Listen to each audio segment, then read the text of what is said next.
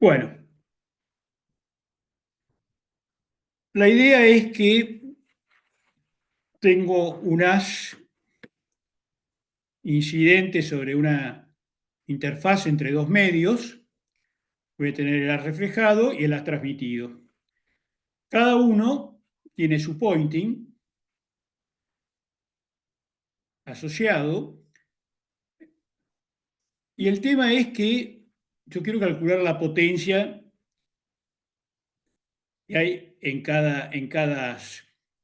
Obviamente, para eso tengo que multiplicar el pointing por el área, pero el área, al proyectarse sobre la interfase, no es el área del haz, sino, por ejemplo, para el incidente, es el área del haz por el coseno del ángulo de incidencia. ¿De acuerdo? Y lo mismo va a ocurrir para el reflejado y para el transmitido. De manera que las potencias para incidente, reflejado y transmitido van a estar dadas por estas expresiones. Una consulta, Patricio. Sí. ¿El área del haz la define la antena en este caso o cómo viene No, no, definido? no. Por ahora no hay ninguna antena. Estamos hablando Claro, como si tuviera un haz de láser, está digamos, como bien. si esto fuera Bien, un haz, entonces hay un área. ¿De acuerdo? bien, bien. Eh, y eso es lo que estoy teniendo en cuenta acá. A es el área del haz, incidente, y eso va a cambiar para el rayo, mejor dicho, para el rayo reflejado va a ser la misma, porque el ángulo de incidencia es igual al ángulo de reflexión.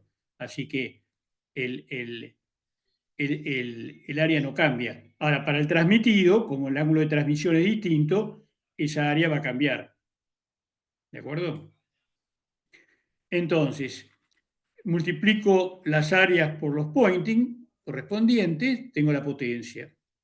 Entonces voy a definir la reflectancia, R mayúscula, como la potencia media temporal del reflejado sobre la potencia media temporal del incidente. Ahora, tengo dos posibilidades, perpendicular y paralelo al plano de incidencia. Entonces, el R perpendicular mayúscula, es la reflectancia para el perpendicular, reemplazo las expresiones de la diapositiva anterior, de los pointing para el reflejado, el pointing para el transmitido. Ahora, A coseno tita reflejado e incidente son los mismos, se simplifican y me queda E. El medio es el mismo, por lo cual me queda este cociente, que no es otra cosa que el módulo del gamma perpendicular al cuadrado. Para el paralelo va a ocurrir lo mismo, para el R paralelo, para el coeficiente de reflexión paralelo, así que para los dos casos, tanto perpendicular como paralelo, tenemos que la reflectancia es el módulo del coeficiente de reflexión de Fresnel al cuadrado. ¿De acuerdo? Bien, perfecto. Ahora, de la misma forma puedo definir una transmitividad o transmitancia, como la potencia media temporal del transmitido sobre la potencia media temporal del incidente. Entonces, para el perpendicular, este era el transmitido, este era el incidente.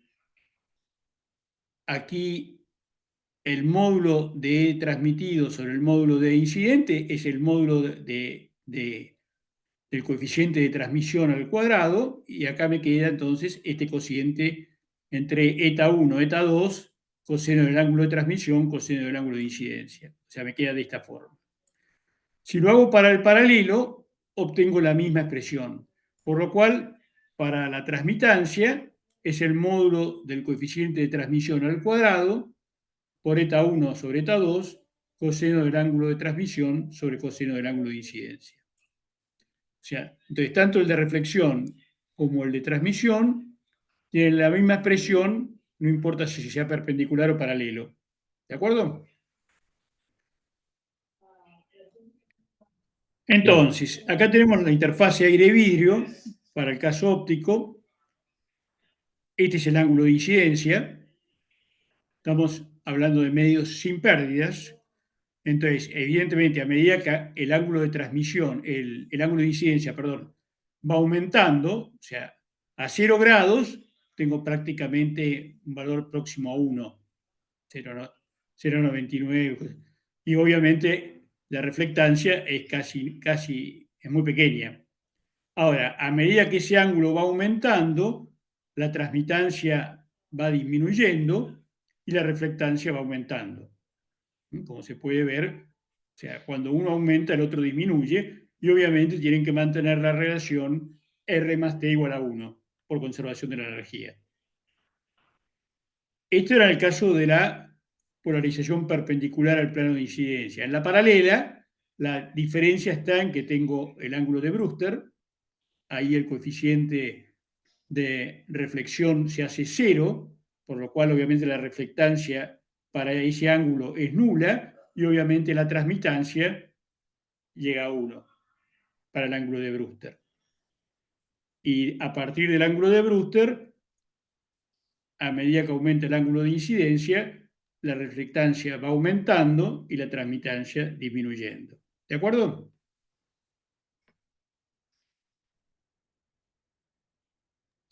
Bien, sí.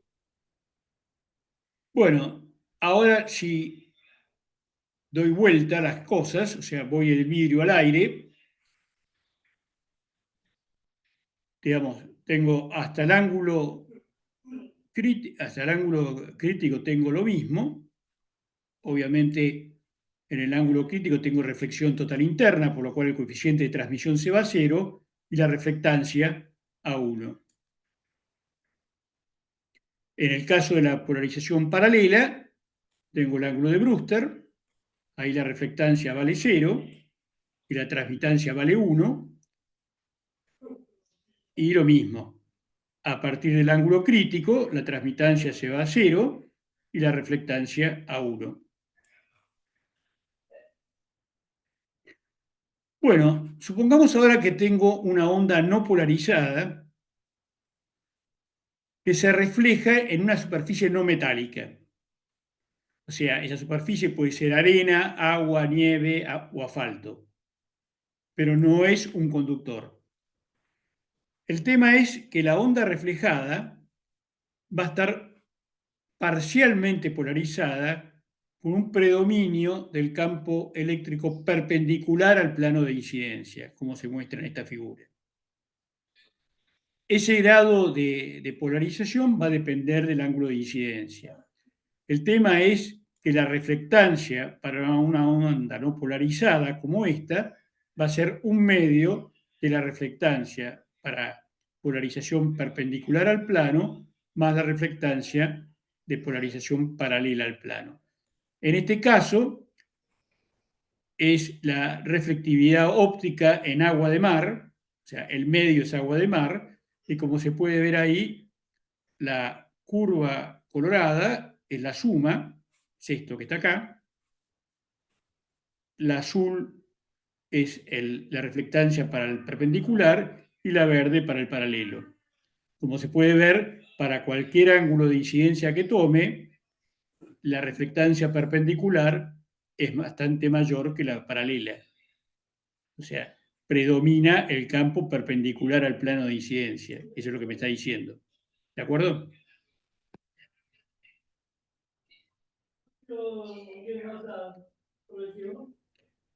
De acuerdo, sí. ¿Y esto se nota a simple vista o es algo que... Ah, no, no se puede Sí, ver, ¿no? sí, Pues... sí, sí. No, no, esto sí. Ahora, el ejemplo que voy ahora es eso. Ah, está bien. Está bien. Supongamos que asfalto. Esto es asfalto. Tengo la luz del sol no polarizada. La reflejada va a tener predominio de polarización con el campo E perpendicular al plano, como se puede ver en este gráfico. O sea, para un ángulo cualquiera, el R perpendicular es considerablemente mayor que la reflectancia para el paralelo. ¿De acuerdo? Entonces, quiere decir que si yo uso un polarizador, acá el rayo, la onda salió con el campo perpendicular al plano, lo que tengo acá, no polarizado, se refleja en el asfalto, sale con el campo eléctrico perpendicular al plano. Si ahora estos anteojos tienen un polarizador con el eje óptico vertical, como se muestra acá, evidentemente eso va a producir, ¿qué cosa?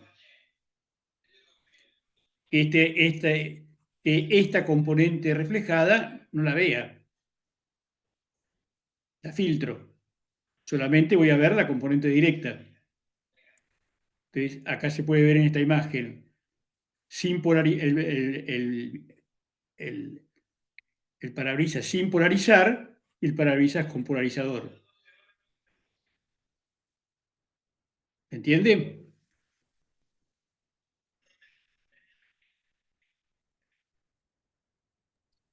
Bien, sí. ¿Sí o no? Sí, sí. Digamos, ese es el principio que utilizan todos los polarizadores, digamos, sean anteojos, sean el parabrisas del auto o lo que fuere. Bueno, hasta ahora habíamos analizado interfaces dieléctrico-dieléctrico. Ahora consideremos el caso de una interfase dieléctrico a un dieléctrico con pérdidas. En ese caso, las expresiones de las fórmulas de Fresnel siguen siendo válidas. Supongamos la interfase aire-tierra, que es lo que se da en todo lo que vamos a ver después de propagación de un radioenlace. Entonces, en ese caso, el eta 1 es correspondiente al aire, va a ser un real, y el eta 2 va a ser un número complejo, porque el suelo tiene cierta conductividad. Entonces, la expresión de la permitividad para un medio con pérdidas era esta, o sea, donde el epsilon 2 relativo es el epsilon relativo del medio menos j sigma sobre omega epsilon 0. O sea, acá entra la frecuencia directamente en el epsilon 2, o sea, en la impedancia intrínseca 2. Por lo cual, los coeficientes de reflexión ahora van a ser siempre números complejos. Cuando tengo la interfase dieléctrico sin pérdidas a dieléctrico con pérdidas, gamma perpendicular y gamma paralelo van a tener su módulo y su fase. ¿De acuerdo?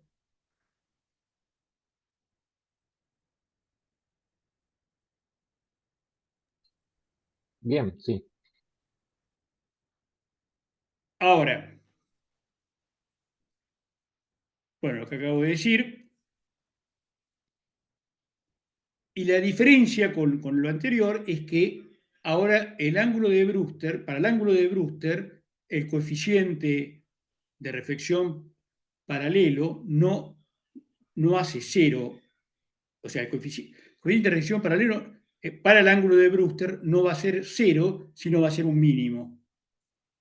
Ahora lo vamos a ver enseguida en un gráfico. O sea, aquí, bueno, en vez de usar el ángulo de incidencia, uso el ángulo psi, el complementario, que es el que se utiliza en propagación. Esto se denomina ángulo de ataque, es el complementario del ángulo de incidencia. Estos gráficos están hechos módulo de gamma y fase de gamma, módulo y fase del coeficiente de reflexión horizontal y vertical. Horizontal era perpendicular al plano, vertical era paralelo. Y entonces, como se ve ahí, al cambiar la frecuencia, el módulo de gamma horizontal va cambiando. O sea, para el mismo ángulo de ataque, según la frecuencia, o sea, al aumentar la frecuencia, ese coeficiente disminuye. ¿De acuerdo? Y la fase para el E perpendicular, prácticamente para cualquier frecuencia, está prácticamente acá en 180 grados. O sea, hay un salto de pi al reflejarse. Mientras que En el paralelo al plano de incidencia, o sea, el vertical, al aumentar el ángulo de incidencia, esto disminuye, pasa por el mínimo, que es el ángulo de Brewster, y después vuelve a aumentar. O sea, todos estos puntos son el correspondiente ángulo de Brewster. Se le llama pseudo-Brewster. Y ahora la fase pasa prácticamente de 0 a 180. O sea, hay una variación continua de la fase de 0 a 180 y cambia según la frecuencia. ¿De acuerdo?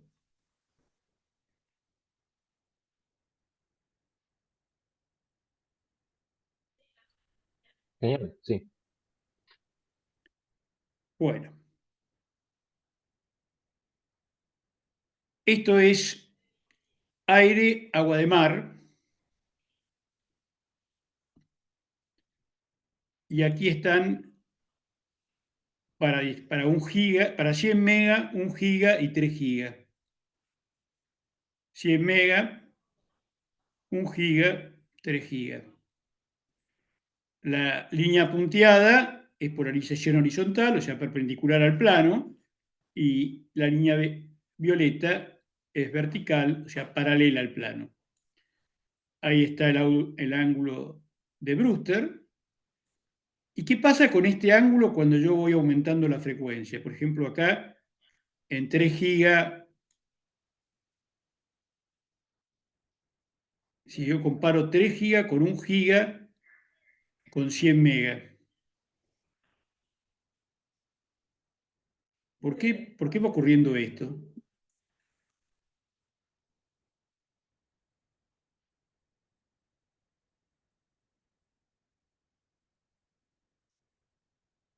¿Alguna sugerencia? O sea, pareciera que va a haber una frecuencia que va a tener un valor mínimo. Veamos, a medida que aumenta la frecuencia, el mínimo se va aproximando a cero. ¿Sí? ¿Sí o no? Sí, vi mal los colores, ahora sí. ¿Cómo, perdón? Que vi mal los colores, pensé que el de uno y 3 estaban al revés, ahora lo veo. O sea, Sí, sí, a la mayor primera frecuencia, curva más baja, digamos. son 100 megas, la segunda es 1 giga, la tercera es 3 gigas. O sea, obviamente se va corriendo el ángulo del mínimo, pero lo que voy es, por ejemplo, acá en 3 gigas es prácticamente cero, mientras que en 1 giga estoy acá en 0,20 y algo. Ahora, la pregunta es ¿por qué ocurre esto? Una explicación sencilla de por qué ocurre esto. Consideremos, o sea, la conductividad del medio no va a cambiar con la frecuencia y el epsilon consideremos que en esta variación tampoco. Entonces, ¿cómo determinábamos si un medio se comportaba como dieléctrico o conductor?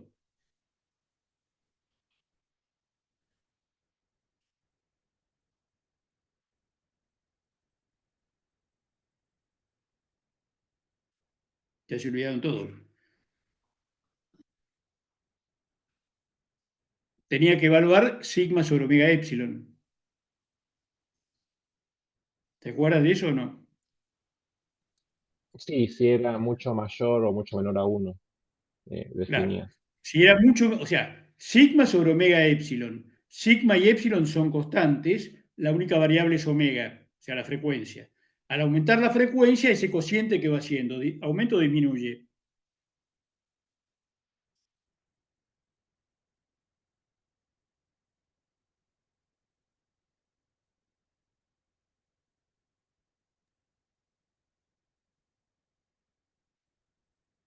¿Qué pasa con sigma sobre omega epsilon cuando aumento omega? Disminuye. Disminuye, digamos. O sea, que cada vez al aumentar la frecuencia, el medio se va haciendo más dieléctrico. Por eso el pico, el mínimo, se va sacando para un dieléctrico, en Brewster es 0. Entonces, en este medio con pérdidas, a medida que aumenta la frecuencia, se está comportando más como un dieléctrico. Y la fase, vemos ahí la transición de 180 grados a 0. Bueno, ahora paso a tener la interfase dieléctrico-conductor. Ahora es un conductor, un buen conductor. El tema es que el segundo medio tiene un sigma importante. Gamma va a tener un alfa y un beta. Y por la ley de Snell, gamma 1 por seno del ángulo de incidencia era gamma 2 por el seno del ángulo de transmisión. Gamma 2 es complejo, por lo cual tendría evidentemente un ángulo de transmisión complejo, lo cual no tiene una explicación física sencilla. Hay un razonamiento largo que no lo voy a dar, pero lo que uno llega, que en este caso, el verdadero ángulo de refracción es este ángulo φ2 que se ve acá. Este es el incidente, el reflejado y el transmitido. El transmitido forma un ángulo con la normal, que lo voy a llamar psi sub 2, y aparece algo similar que lo que ocurría en reflexión total interna con la onda transmitida. No es una onda plana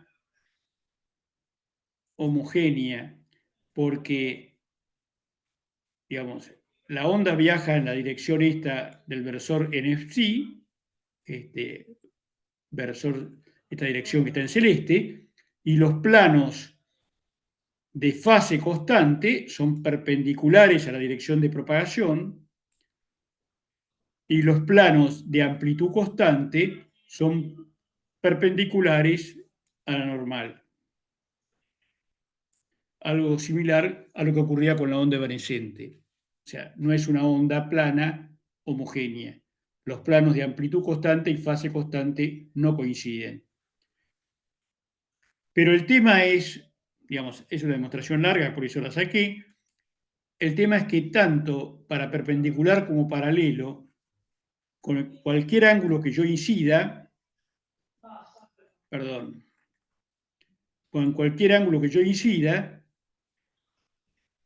el ángulo este psi2 para el transmitido al conductor es prácticamente 0. O sea, es un valor extremadamente pequeño. O sea, puedo considerar prácticamente que el transmitido está en dirección de la normal. Y los coeficientes de reflexión valen -1, tanto perpendicular como paralelo. ¿De acuerdo? Esto es importante. ¿Sí?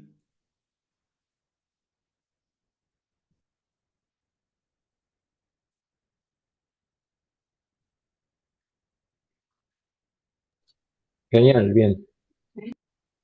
Bueno, todo lo que analizamos de reflexión es lo que se llama reflexión especular. O sea, estoy considerando que donde se reflejan la onda es una superficie lisa, totalmente lisa. Ahora, eso, no sé si lo habrán visto en óptica, produce cosas como esta. O sea, todos estos árboles que están acá aparecen reflejados especularmente por este lago. Este punto lo veo acá. ¿De acuerdo? La imagen de un Sí, sí, espejo. sí, sí. Ahora, en realidad las superficies tienen lo que se llama un cierto grado de rugosidad, no son totalmente lisas, sino que hay una rugosidad. Y el tema es que obviamente va a depender cómo sea esa rugosidad con la longitud de onda. El tema es que si incide una onda plana sobre esto, cada faceta de la rugosidad va a reflejar en la dirección correspondiente. El tema es que la onda reflejada, ya los rayos reflejados no van a estar en fase. y se va a producir lo que se llama una reflexión difusa. ¿Se entiende la idea?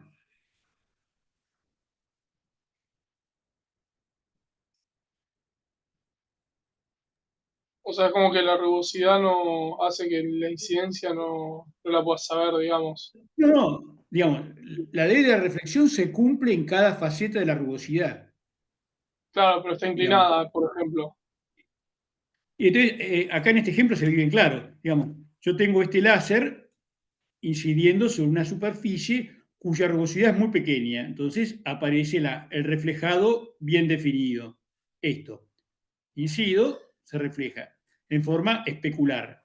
Ahora, si la superficie es rugosa, como en este caso, los rayos son dispersados en distintas direcciones. Acá no se ve un rayo reflejado bien definido, porque la reflexión es lo que se llama reflexión difusa. ¿De acuerdo?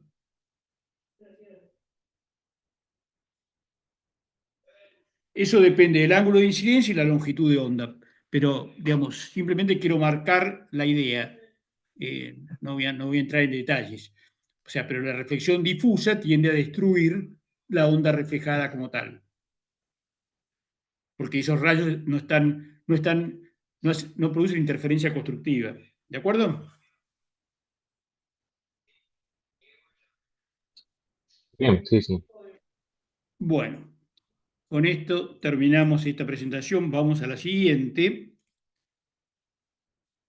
que es muy importante. Ahora, les comparto la... Este es un tema que siempre...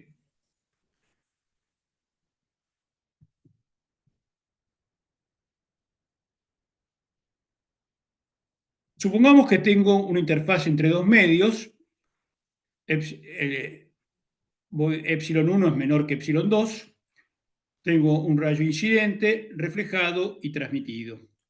Entonces, para hacer todo el análisis que voy a realizar, voy a montar los sistemas de referencia en cada uno de los rayos.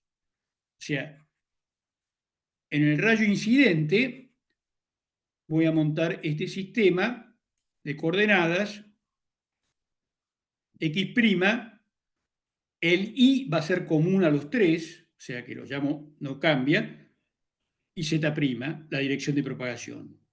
Para el reflejado voy a tener X segunda, Y, Z segunda.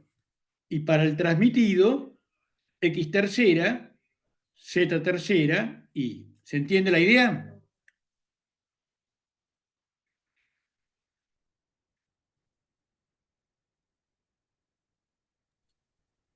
Sí, se Esto es sigue. muy importante para poder analizar lo que vamos a ver ahora. Si yo lo intento hacer desde el sistema de referencia que está colocado sobre la interfase, la expresión de los campos es mucho más complicada. Entonces, tengo el campo incidente que tiene componente paralela y perpendicular al plano de incidencia. O sea, tiene una componente en X' y una componente en Y y viaja en Z'. El campo reflejado va a tener componente en X segunda y con sus correspondientes amplitudes. Acá he colocado fases, φ paralelo y φ perpendicular, para la onda incidente y para la onda reflejada. Y este va a viajar en Z segunda. Y el transmitido, algo similar. Va a tener componentes en X tercera, Z tercera, viaja en Z tercera y en Y, con sus correspondientes amplitudes y fases. Vamos a ir analizando componente por componente. Tomo el E incidente paralelo en esta expresión. O sea, esto lo puedo escribir como X', la amplitud es cero paralelo, y la fase la incluyo en la exponencial de la propagación. ¿De acuerdo?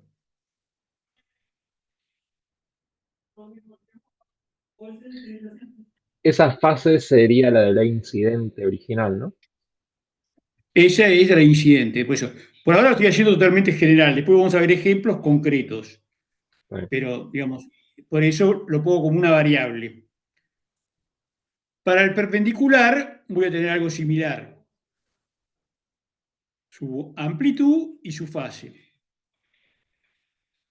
Ahora, habíamos visto cuando hablamos de polarización que para escribir la polarización hacía el producto vectorial entre los versores P y Q y eso me tenía que dar la dirección de propagación. En este caso, la dirección de propagación es Z'.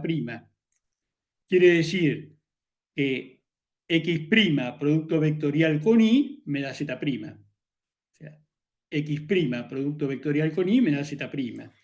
O sea que X' es la referencia de fase. Cuando lo escriba, el valor del campo que está en el versor X' tiene que ser un real positivo. Y toda la fase la voy a transferir al versor Y. Entonces, el E incidente me quedaría X' es cero paralelo, que estos son reales positivos, y la fase, como dijimos, la traslado ahí. O sea, la fase que tenía X se la traslado ahí. Me queda phi perpendicular menos phi paralelo para la onda incidente.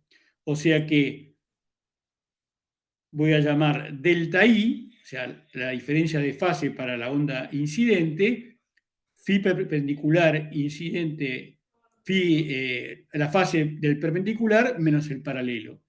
Esta es la convención que vamos a tomar para todo. Perpendicular menos paralelo. Eso me da la diferencia de fase. ¿De acuerdo? Esto es muy importante.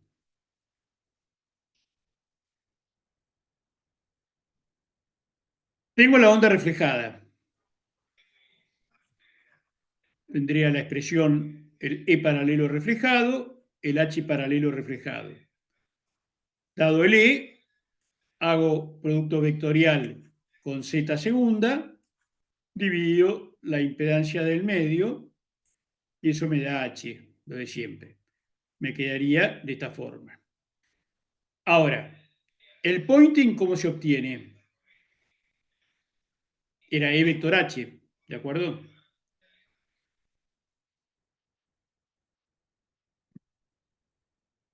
¿Sí o no?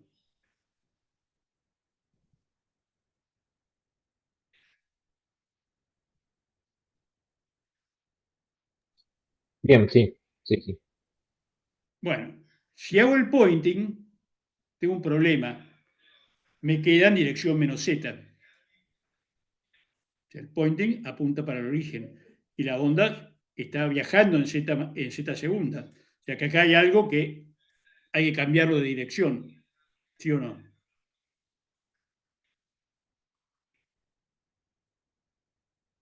¿Se entiende lo que está pasando?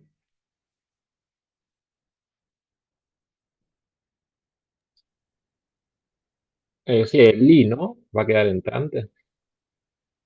Claro, o sea, lo que tengo que cambiar es el vector E. El vector Ah, E, bueno, en vez de estar en versor X segunda, va a estar en menos X segunda. O sea, va a estar en esta dirección.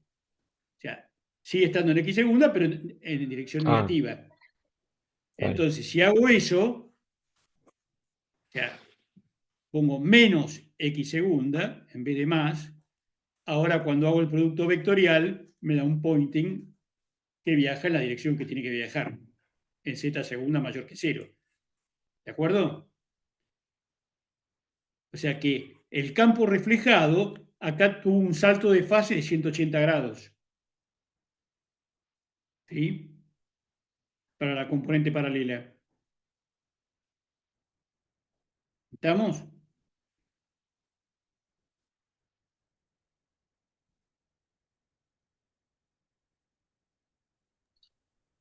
Bien, y lo concluimos esto a partir del sentido en el que queda el pointing, ¿no? O sea, la necesidad de No, o sea, la necesidad de cambiarlo es que si no el pointing me da que va hacia el origen, no en dirección contraria. Entonces, esto ahora, eso tenemos por un lado. Por otro lado, tenemos los coeficientes de reflexión que dijimos que tenían módulo y fase. O sea, los coeficientes de reflexión en esta superficie, en esta interfase, tienen su correspondiente módulo y su correspondiente fase.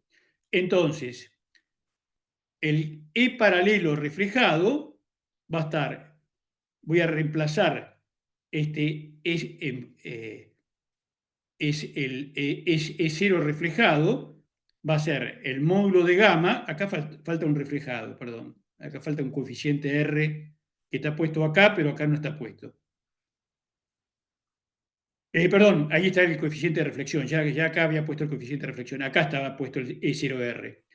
El E0R es el E0 paralelo por el gamma paralelo, ¿de acuerdo? Por lo cual me queda módulo de gamma paralelo, E0 paralelo, tenía el cambio, acá tenía un menos, que eso lo paso como un salto de fase en pi, y además le agregó la fase del coeficiente de reflexión paralelo, esta que está acá. ¿Sí?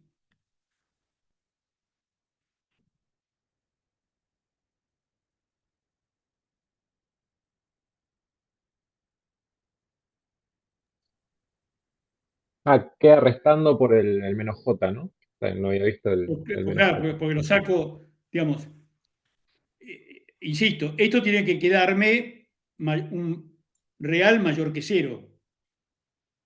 Acá Bien. tenía un menos, por esto tenía un menos. O sea, esto era la menos j pi. Y después, ahora tengo el e a la j, si paralelo por el coeficiente de reflexión. O sea, todo eso se lo tengo que pasar como fase. Entonces, el e paralelo reflejado me queda a todo esto pi y xi paralelo, lo voy a llamar phi paralelo reflejado, la suma de los dos, para escribirlo más compacto. Ahora, ¿qué pasa con el perpendicular? Bueno, con el perpendicular no tengo problema, necesito cambiarlo de signo. O sea, solamente voy a tener la fase del coeficiente de reflexión y la inicial.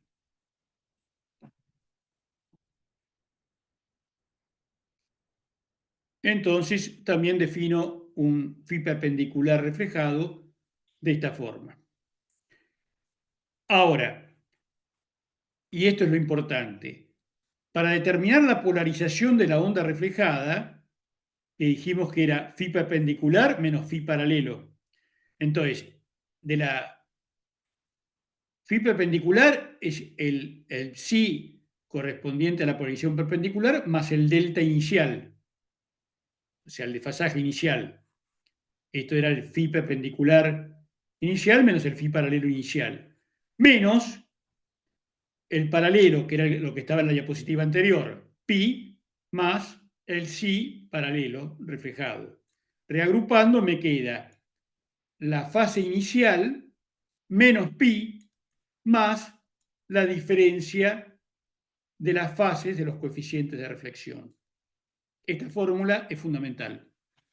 La van a tener en el resumen de fórmulas para el parcial, pero de acá sale la diferencia de fase de la onda reflejada.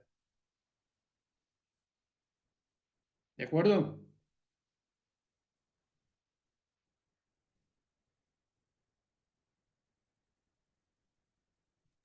Sí, sí. Esto era con Bueno, polarización incidente arbitraria, ¿no? La por incidente. eso, tiene Bueno, paralelo y perpendicular, tiene las dos. O bien, bien. sea, espérenme que termino con esto y vamos a ejemplos concretos para ver cómo funciona esto.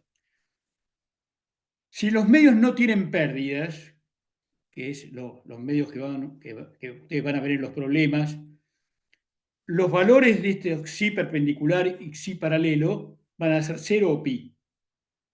Estos valores van a ser 0 o pi, si los medios no tienen pérdidas.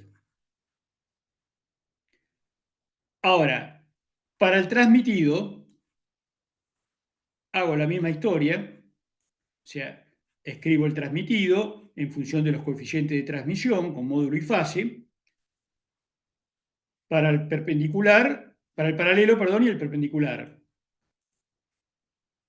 De manera que el he transmitido, ahí está la expresión del perpendicular, ahí está la expresión del paralelo, es la misma historia, y me queda que el ángulo de polarización del transmitido, me queda el inicial más la diferencia de los ángulos de fase y los coeficientes de transmisión. Ahora, si los medios no tienen pérdidas, esas fases de los coeficientes de transmisión son nulas. Así que la onda transmitida va a tener el mismo desfasaje que la incidente.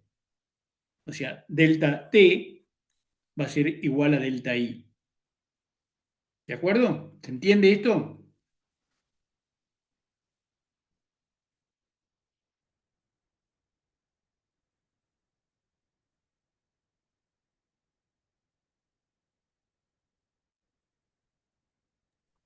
De acuerdo, Supongamos sí. que tengo una onda con polarización circular derecha, incido desde el vacío sobre un conductor perfecto, con un ángulo de incidencia de 30 grados. Quiero determinar la polarización de la onda reflejada. Entonces, el dato es que es polarización circular derecha la onda incidente. Eso significa que E0 paralelo es igual a E0 perpendicular. Y la fase, el desfasaje inicial, es menos pi sobre 2. Ahí tienen que ir a la teórica de polarización, donde definimos que para la polarización circular derecha, el delta valía menos pi sobre 2. ¿De acuerdo?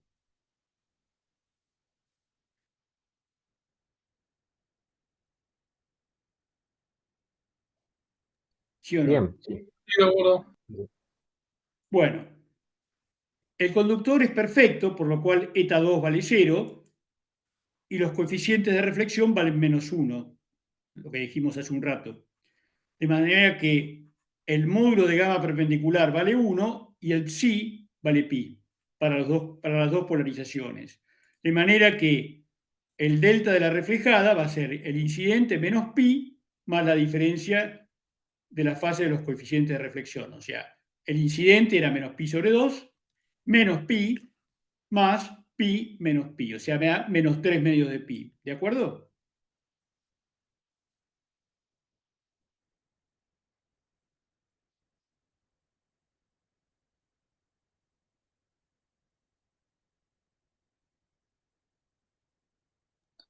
Sí, bien. ¿Sí o no? Bueno, ahora el tema es que la fase tiene que estar entre menos pi y pi. Por lo cual le sumo a estos menos 3 medios, le sumo 2pi y obtengo menos pi sobre 2.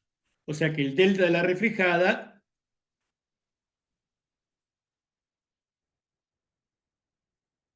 es menos, acá falta un signo, menos pi sobre, menos pi, perdón,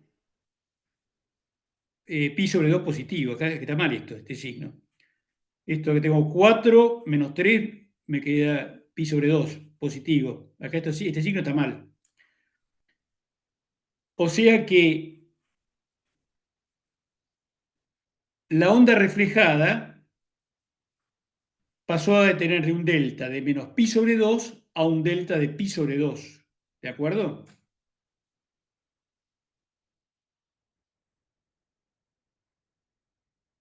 ¿Sí o no?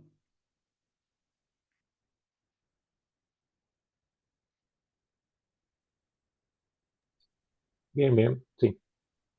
Bueno, y el módulo de los coeficientes de reflexión es 1, o sea que la amplitud de la incidente y la amplitud de la reflejada es la misma, pero hay un desfasaje, lo que cambió es el desfasaje, o sea que entré con una polarización circular derecha, o sea, con un delta de menos pi sobre 2, y salgo con una izquierda, porque ahora el delta vale pi sobre 2.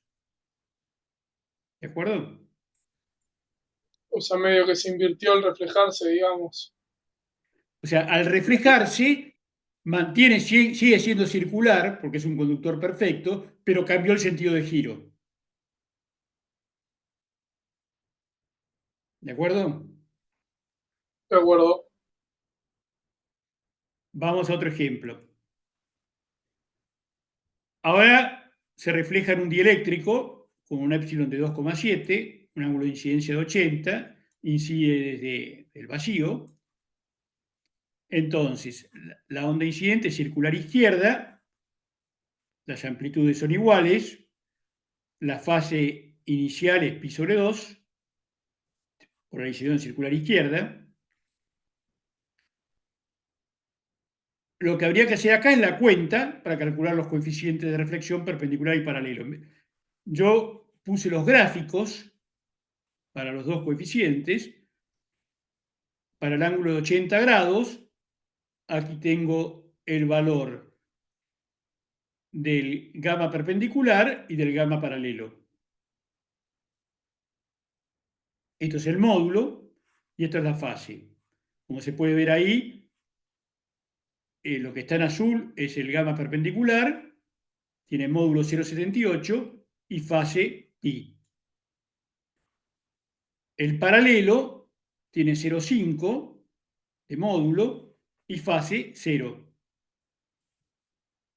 O sea, módulo 0,78, fase pi para el perpendicular, para el paralelo, módulo 0,5, fase 0. Esto, insisto, sale, ahora después les voy a mostrar en otra diapositiva, de hacer las cuentas de los coeficientes de reflexión de Fresnel, nada más. Entonces, voy a la fórmula del delta del reflejado. Incidente menos pi más la diferencia de fase de los coeficientes. El incidente era pi sobre 2, menos pi. Y ahora, el psi perpendicular vale pi y el psi paralelo vale 0. Si hago toda esta cuenta, me da pi sobre 2. ¿Qué polarización es de la onda reflejada?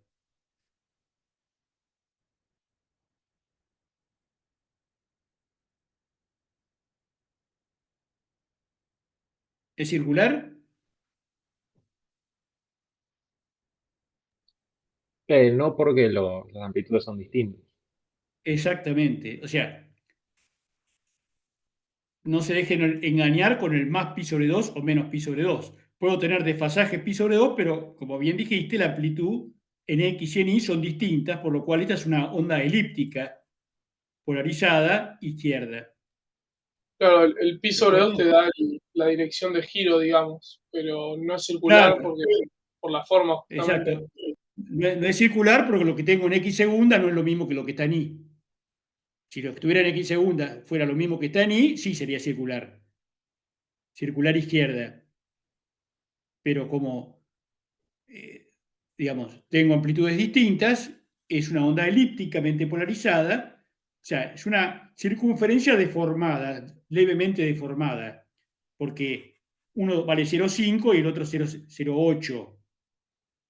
Tampoco es que uno vale 0,5 y el otro 25. Digamos, está ligeramente, es una circunferencia ligeramente deformada. O sea, pasó de circular izquierda a elíptica izquierda, y eso se debe a que el ángulo de incidencia era mayor que el ángulo de Brewster. Acá está el ángulo de Brewster y este es el ángulo con que incidió. Ahora vamos a ver qué pasa si la incidencia es menor que el ángulo de Brewster, que es este caso. Incido con circular izquierda, el medio 2 tiene un épsilon de 81, planteo la condición inicial. Bueno, acá está lo que les comentaba, haciendo las cuentas con los coeficientes de Fresnel, ahí obtengo menos 0,824 para el perpendicular, o sea, módulo 0,824, fase pi. Para el paralelo, menos 0,773, o sea, módulo 0,773, fase pi.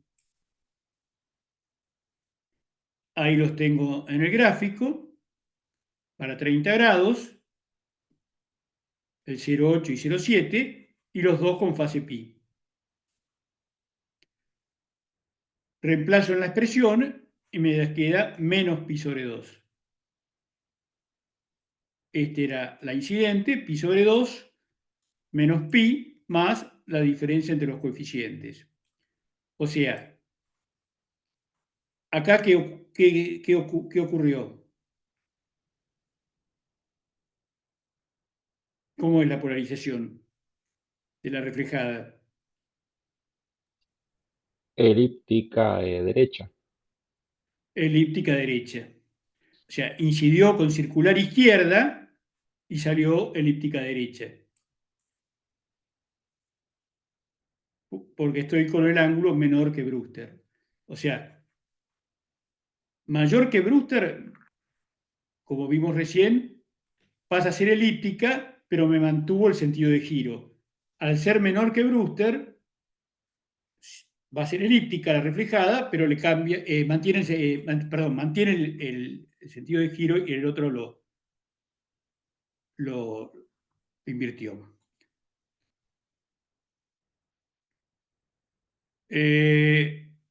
Los coeficientes de transmisión, y como se puede ver, bueno, obviamente mantiene el sentido de giro, pero los dos coeficientes son distintos, por lo cual el circular va a pasar a ser elíptico. Entonces, en síntesis, incidí con una circular izquierda, la reflejada resultó elíptica derecha. Esta es la razón axial, o sea, semieje mayor sobre semieje menor. O sea, es 1,066. O sea, como yo les decía, es muy parecido a una circunferencia. Y la transmitida mantiene izquierda a izquierda, mantiene el sentido de giro, pero también la razón axial es 1,2 en vez de 1. ¿Se entiende?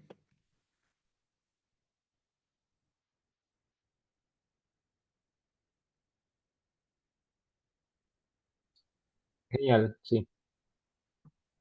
Bueno, Sí, sí. ahí en la guía tienen unos cuantos problemas para hacer de esto.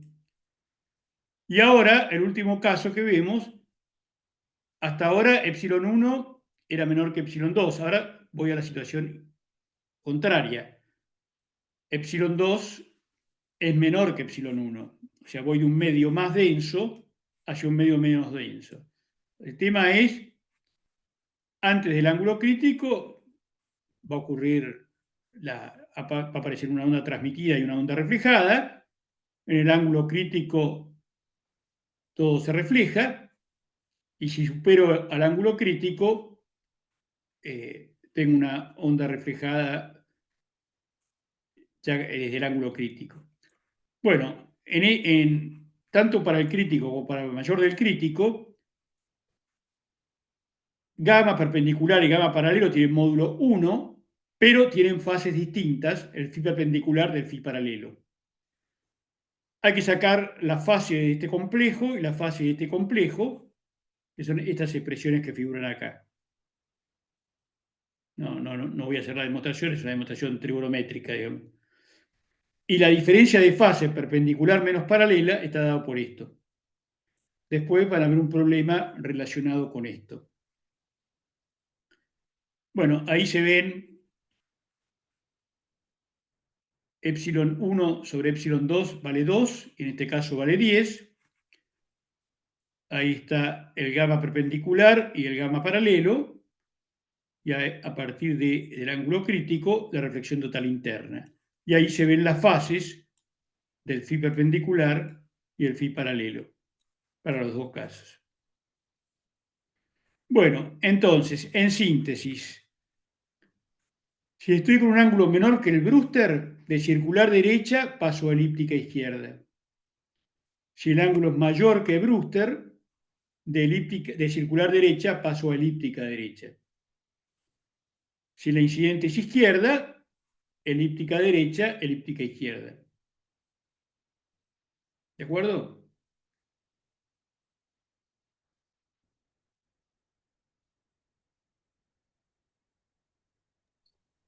Bien, sí.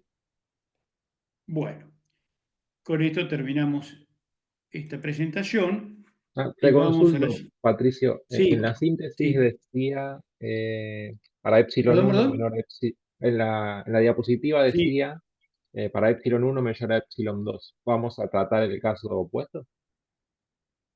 No, el primero que vimos iba de un medio menos denso hacia uno más denso. Todo lo primero que analizamos, ¿sí? Sí. O sea, en el último iba de un medio más denso hacia un medio menos denso. Ah, está bien, ya lo vimos el otro. Está bien, me O había sea, mezclado. hasta el ángulo crítico es igual que lo anterior, no pasa, digamos, la forma de calcular la fase de la reflejada y la transmitida. El tema es cuando supero el crítico, hay reflexión total interna. Bien, perfecto. ¿De acuerdo? Entonces ahí es donde entran esas fórmulas. Pero dale, solo, todo sale del coeficiente de Fresnel, digamos, de analizar los coeficientes de Fresnel, digamos, todo está ahí, de analizar módulo y fase. ¿De acuerdo? ¿Se Sí, genial. entendió?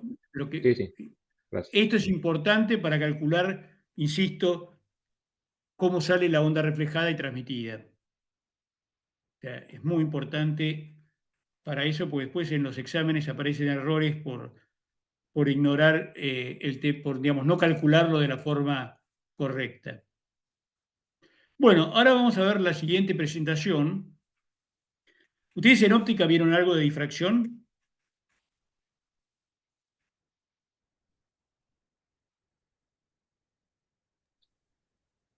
Sí, algo llegamos a ver. Todo lo de difracción por una rendija. Si no me equivoco, sí. Bueno, pero el resto, vos sos del plan viejo. Los del plan Ah, sí, nuevo, sí.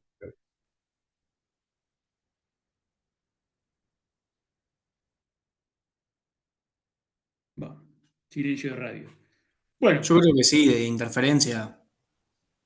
¿cómo, perdón? Yo creo que sí, vimos, tengo el recuerdo de ver difracción, interferencia. Bueno, sí. O sea, la difracción, la idea es que, la idea es que una onda, al encontrarse con un obstáculo o algo que bloquea la dirección de propagación, puede bordearla. Y de esa manera aparecer en una zona que para la óptica geométrica, o sea, si considero la onda como un rayo, no podría tener señal. Por ejemplo, tengo esta montaña y este frente de onda que incide. Según la óptica geométrica, en esta zona tendría señal, pero en esta zona no tendría nada, o por acá. Sin embargo, aparece señal de este lado. O sea, la difracción es un fenómeno netamente ondulatorio, digamos, o sea, no puedo considerar la onda como un rayo, digamos. Eh, existe difracción, probablemente ustedes en óptica hayan visto difracción por rendijas, o sea, evidentemente al incidir la onda o el caso óptico, la luz, sobre una rendija, evidentemente esa rendija actúa como emisor y aparecen diagramas de máximos y mínimos. Esto es la difracción de un láser en una hojita de afeitar y esto es difracción de electrones en un cristal. O sea, asociado a cualquier tipo de onda, hay difracción siempre y cuando se encuentre con algo, con tanto un obstáculo o una abertura, cuyo tamaño es del orden de la longitud de onda. Si no, el fenómeno de difracción no se percibe.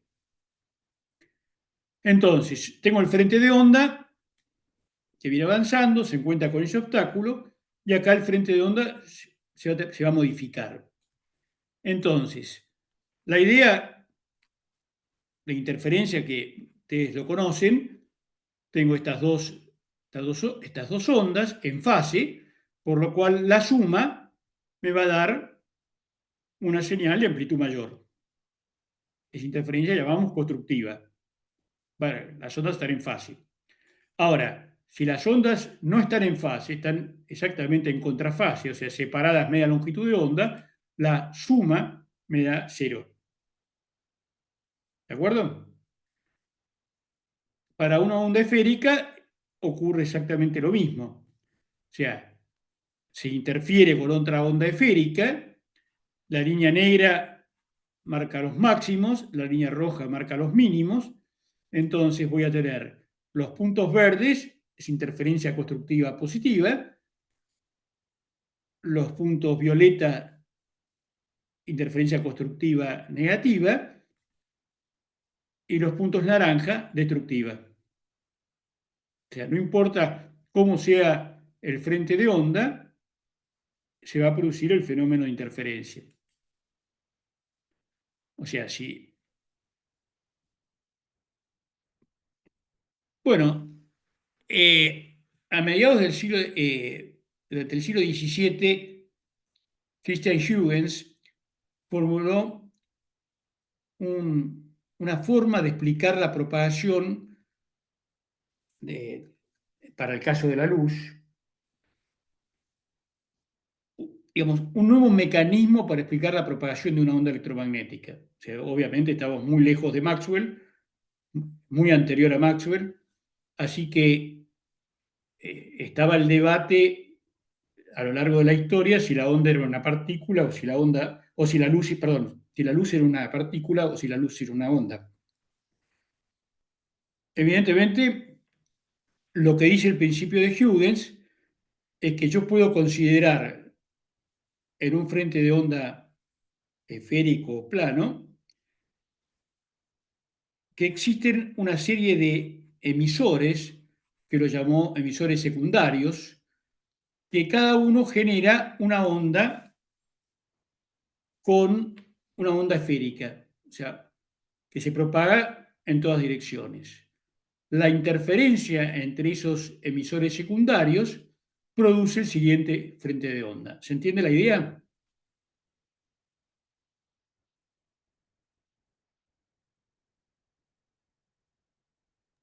Sí, se entiende.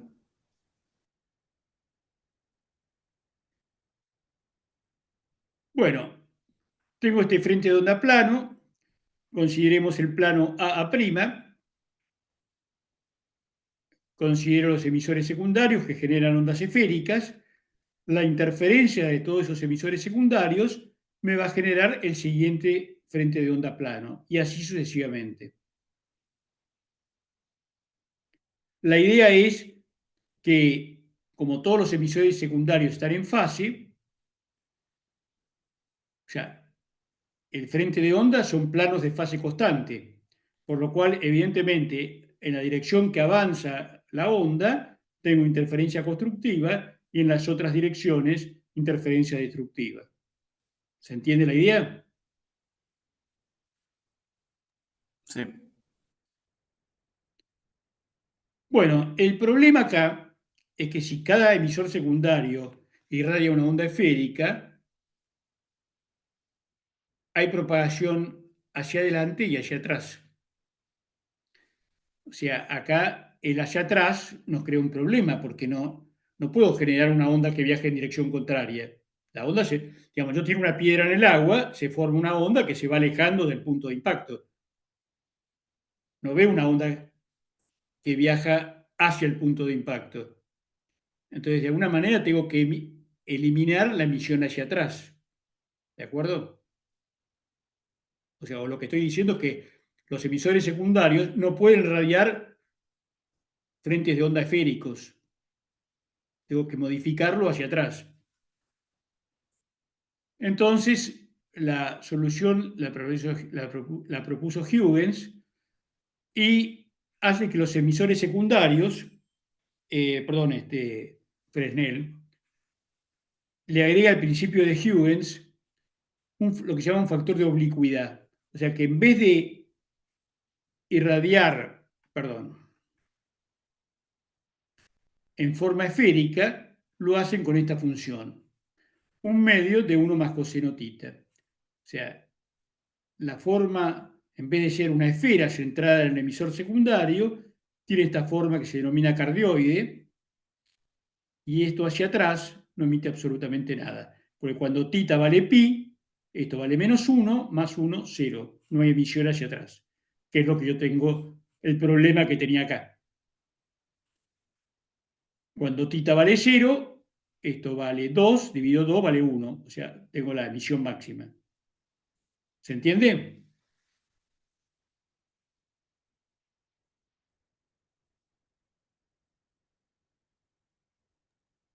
Perfecto, sí. Bueno, tengo el frente de onda esférico. Consideremos un punto P sobre ese frente de onda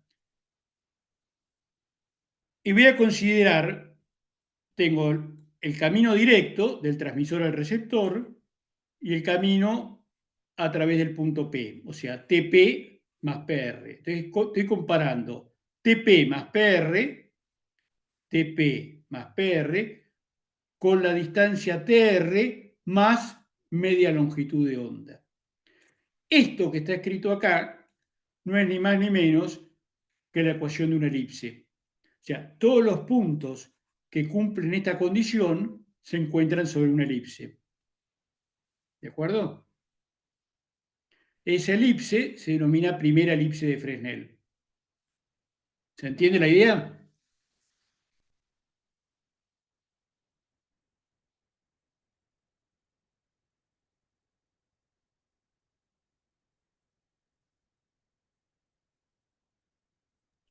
¿Puedes repetir bien cómo es la condición?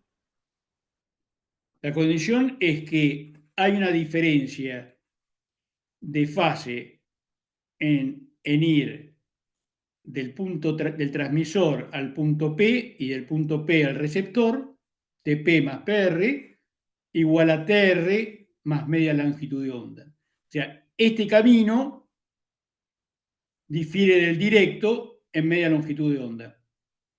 Eso es lo que estoy diciendo. Todos los puntos que cumplen esa condición se encuentran sobre una elipse. Y eso se denomina primera elipse de Fresnel, y los puntos TR son los focos de la elipse. Ahora, si la condición, ahora lo hago sobre un punto Q, pero pido que TQ más QR sea TR más lambda, defino otra elipse. Y así sucesivamente, si voy aumentando la diferencia en múltiplos de lambda sobre 2. ¿De acuerdo?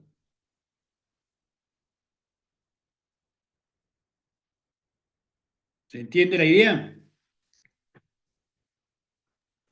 Sí. No entiendo qué refleja Bueno, el medio círculo verde. ¿cómo? El medio círculo verde, no sé qué. ¿Qué círculo?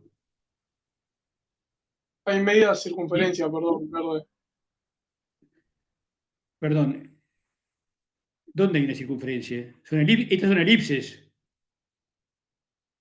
Claro, no, la que pasa por los puntos justamente. Esto es el frente de onda. Ah, Acá esto ok. emite una onda esférica. Entonces Ahora lo vi. me paro en el frente de onda, o sea, acá está frente de onda esférico, en la línea verde, y entonces lo que estoy diciendo es que los emisores secundarios que se encuentran sobre este frente de onda, que cumplen esta relación, hay una diferencia de fase entre el camino TP más PR con TR de media lambda. Para el punto Q es una lambda. Y así sucesivamente voy con múltiplos de lambda sobre 2. Y hay Ahora, infinitos. ¿cómo? Hay infinitos hasta cualquier n. Sí, sí, obviamente, hay infinitos. Ahora, si esto yo lo corto con un plano, como se puede ver ahí, perdón, corto con un plano todas estas elipses, lo que veo son circunferencias. ¿De acuerdo? O sea, la primera circunferencia corresponde a la primera elipse y los puntos que se encuentran sobre la circunferencia tienen un desfasaje con respecto a la línea TR de media lambda. Los que se encuentran sobre el segundo círculo tienen una diferencia de lambda. A todos los puntos que se encuentran entre el origen y el primer círculo se lo denomina primera zona de Fresnel, entre esta circunferencia y la siguiente, o sea, la correspondiente a lambda, esto se denomina segunda zona de Fresnel y así sucesivamente. Entonces, tengo los elipses de Fresnel, los corto con un plano perpendicular a la línea TR y lo que veo son círculos. Esos círculos se denominan zonas de Fresnel y voy desde el primero hasta el enésimo. ¿De acuerdo?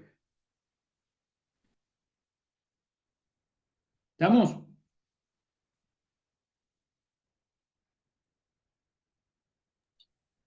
Bien, sí.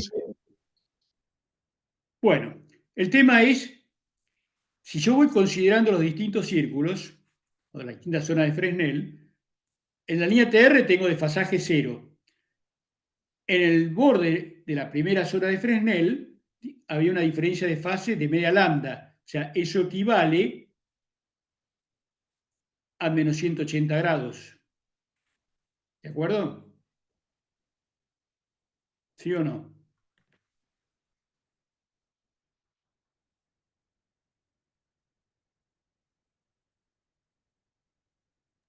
Sí, Bueno, entonces, lo que supone Fresnel, si yo voy de 0 hasta lambda sobre 2, yo tengo ahí un cambio continuo.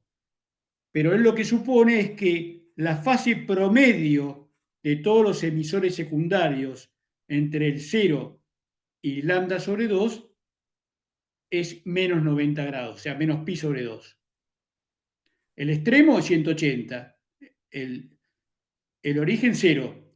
Entonces, la fase promedio de los emisores secundarios en la primera zona de Fresnel es menos 90 grados. En la segunda zona, el límite es una lambda, o sea, menos 360 grados, por lo cual la fase media es menos 270. Y así sucesivamente. En la tercera, que tengo 3 medios de lambda, son 540 grados, o sea, menos 180, vuelvo a tener menos 90. O sea, esto era la primera zona, segunda zona, tercera zona. En la cuarta voy a volver a tener menos 270 y en la quinta voy a tener nuevamente menos 90. O sea, la idea es que las zonas pares contienen aportes que interfieren constructivamente entre sí y las zonas impares también, pero pares contra impares están en contrafase.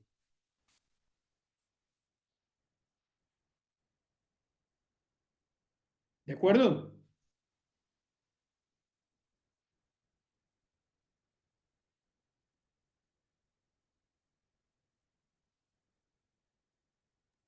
seguimos hablando de la diferencia de fase entre los dos caminos, ¿no?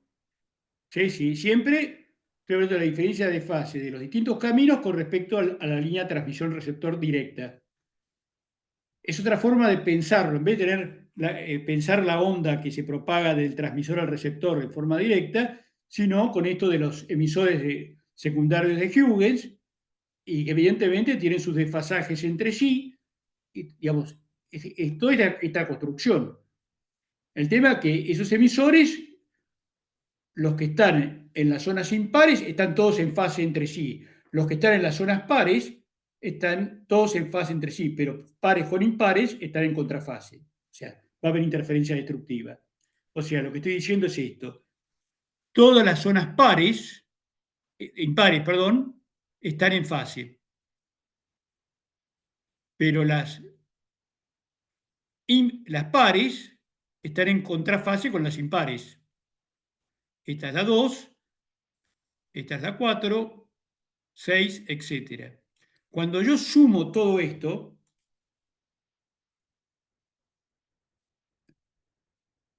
sumo el aporte de las infinitas zonas, como el factor de ubicuidad cada vez es más grande, porque el ángulo θ va aumentando, la suma de todas las zonas de Fresnel me da la mitad de la primera zona, del aporte de la primera zona. ¿Se entiende?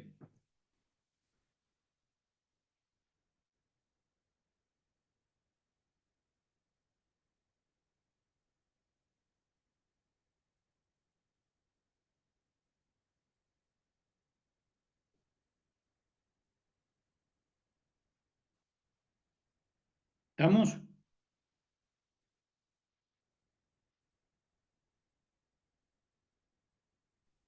Sí, ok. Bueno, entonces ahí tengo este valor de campo para la primera zona de Fresnel. Cuando supongamos que tengo un diafragma y lo voy abriendo paulatinamente.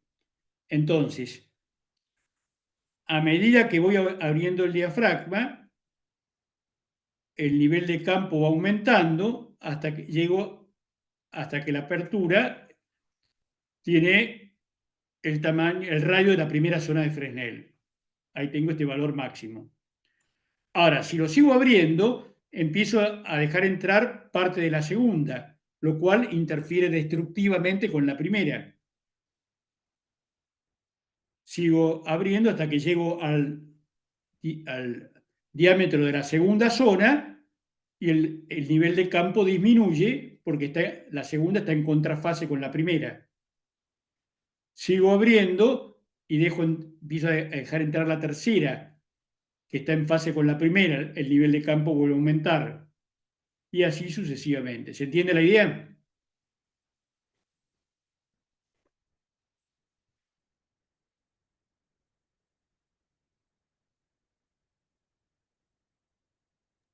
Sí, sí, perfecto. Bueno, estas elipses de Fresnel están en el espacio, por lo cual es un sólido, digamos, una figura de revolución, una pelota de rugby. Y entonces dijimos que cada zona tiene su radio, que lo voy a llamar F sub n. La deducción es muy sencilla. Digamos, este R sub t sería, acá hay un triángulo rectángulo, sería F sub n al cuadrado más esta distancia al cuadrado. Para R sub r, que es este camino, es la misma historia, pero con la distancia 2, por lo cual, como el radio va a ser mucho menor que las distancias, desarrollando en serie de Taylor, obtengo estas expresiones para RT y R sub R por la definición de la elipse de Fresnel, era RT más RR menos D1 más D2, esta es la distancia a la directa, o sea, esto más esto, eso era n lambda sobre 2. Y ahí, entonces, puedo despejar F sub n, y este es el radio de la zona enésima. Depende de la longitud de onda y las distancias al punto donde estoy calculando el radio. O sea, D1 y D2. ¿De acuerdo?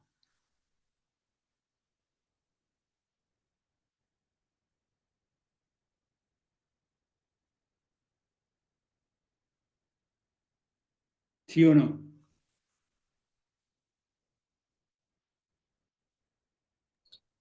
De acuerdo, bien, bien. Bueno, poniéndolo en función de la frecuencia, queda esta expresión para las distancias en kilómetros. Supongamos D1 igual a 4 kilómetros, D2 2 kilómetros y F 2.4 gigas. El radio de la primera zona son 13 metros. Y así eso va cambiando según donde yo me pare dentro de la trayectoria TR. Ahora, tengo un obstáculo. El frente de onda se viene propagando, llego al obstáculo Y la idea es que, según la óptica geométrica, yo en esta zona tendría señal, en esta zona estaría totalmente bloqueado. Ahora, con el formalismo que introdujimos de los emisores secundarios de Huygens, el aporte de estos emisores secundarios a esta zona van a hacer que aparezca señal. Los que están de este lado están bloqueados por el obstáculo, pero los que están sin bloquear, ahora en esta dirección no hay interferencia por los que están bloqueados. Entonces va a aparecer señal, perdón, en la zona en que la óptica geométrica decía que no tenía absolutamente nada, o sea, la zona de sombra. ¿Se entiende la idea? Sí. Bueno, ahí está una simulación de lo que acabo de decir. Se ve cómo la onda se difracta en el borde ese.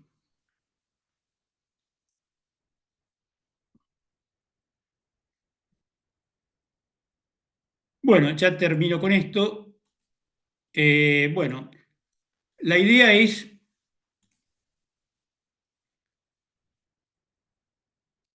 la óptica geométrica predice esto.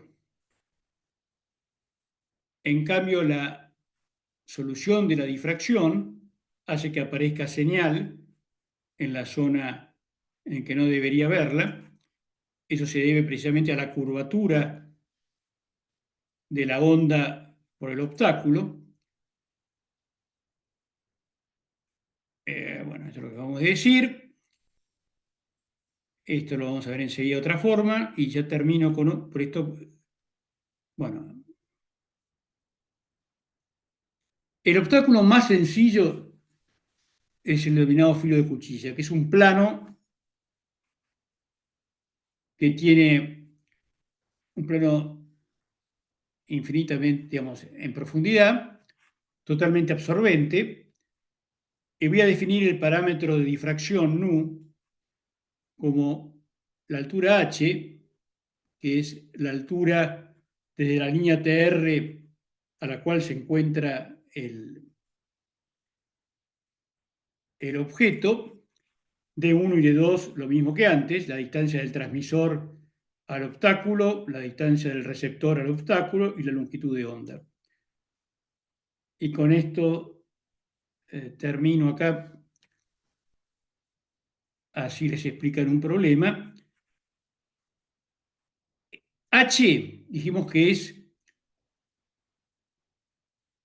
la altura con respecto a la línea TR. Si la altura del obstáculo está por debajo de la línea TR, H va a ser negativo. Si en cambio el obstáculo corta la línea TR, H va a ser positivo. Esa es la convención que usa la UIT. ¿Se entiende? ¿Hasta acá estamos? Genial, sí. Bueno, en la clase que viene termino con esto, que queda muy poco, y vamos a hablar de la parte de propagación. ¿Alguna pregunta sobre lo que vimos?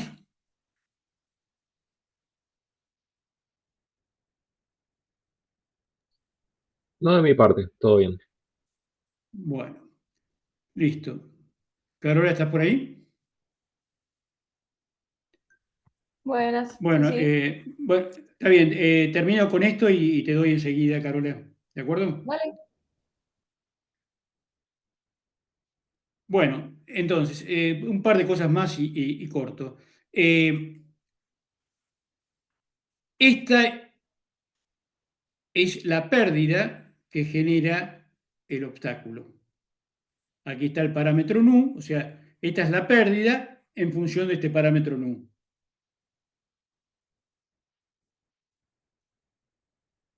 Se puede demostrar que este parámetro nu se puede escribir como la raíz cuadrada de 2h sobre el radio de la primera zona de Fresnel.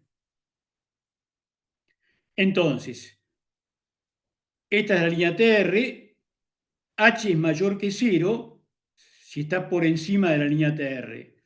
O sea, el signo de nu lo va a dar H. O sea, cuando estoy de este lado, el obstáculo está cortando la línea transmisor-receptor. Entonces, la pérdida va a ser importante. Ahora, en el caso que H sea 0, o sea que el obstáculo está rasante con la línea TR, ahí la pérdida son 6 decibeles. Y si el obstáculo está por debajo de la línea TR, produce esta oscilación de la señal. En la realidad esto es muy difícil de ver, digamos, generalmente ocurre esto, lo que está de este lado, pero en este modelo de este filo de cuchilla ideal, ese es el comportamiento. Esa curva tiene una expresión complicada, con las denominadas integrales de Fresnel, que no la vamos a ver, pero lo que está acá en colorado es la curva que sale del modelo teórico, y esta aproximación está dada por esta expresión, que sirve para nu mayor que 0,7. Esta que está acá. Es una muy buena aproximación para, si nu es menor que 0,7, se considera que la pérdida generada por el obstáculo es 0. Con esto termino. Entonces, supongamos que tengo de 2, 5 kilómetros. La curva colorada corresponde a un H de 20 metros, o sea, la línea corta, la línea transmisor-receptor tiene 20 metros de altura sobre la línea TR, y la línea azul 10 metros de altura. Supongamos que me paro acá en 100 megas. Ahí tengo la atenuación que produce el obstáculo de 20 y de 10. Ahora, si yo aumento la frecuencia, dejo todo igual y de 100 megas me voy a 1 giga, fíjense, la diferencia en atenuación crece considerablemente. ¿Sí? ¿Se ve? Sí, sí. Bueno, creo que esto, sí, esto lo vemos el jueves. Hasta acá, el jueves continuamos con esto. Les pido que lo lean para el jueves porque no voy a empezar de cero, sino que termino con esto y empiezo con la teórica que sigue, que es larga, que prácticamente va a llevar la hora y media del jueves. Bueno, listo.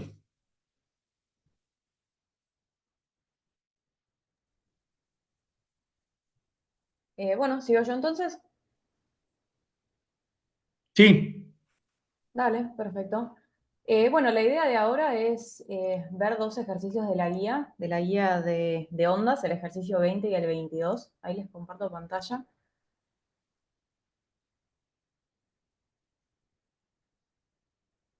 Ahí están viendo. Sí, Sí. sí, se ve.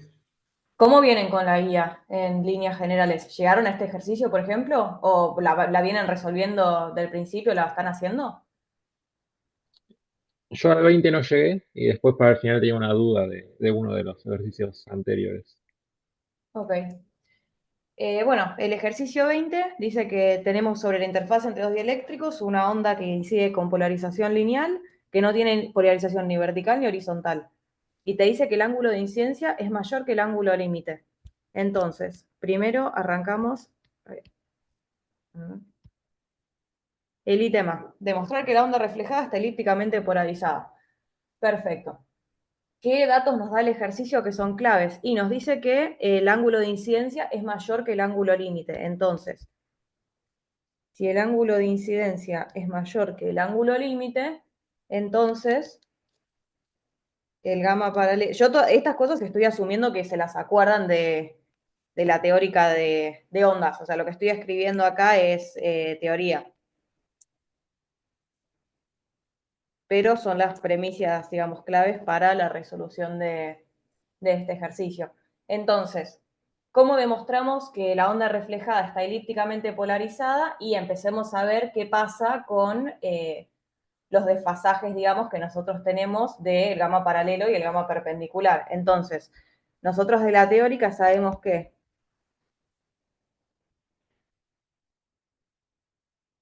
esto es fórmula que Patricio les mostró en la clase de teoría, por eso no estoy haciendo mucha explicación adicional. En este caso, por las condiciones en las que nos dicen que estamos y nosotros establecimos que los módulos de gamma paralelo y gamma perpendicular son iguales, entonces esta parte la podemos descartar, nos quedan las dos tangentes y por ende podemos deducir que el... Carola, discúlpame, no les hablé del gamma R ni del gamma I. No hablamos de la razón axial de la onda. Directamente vimos los coeficientes, nada más, y la fase. ¿De acuerdo? Ok, déjame pensar. Bueno, la expresión del delta reflejado sí la vieron, ¿no? Del delta de la reflejada. Listo, Sí, eso perfecto. sí. Ok. Los deltas sí los tienen. Encaremos por acá, entonces. Exactamente.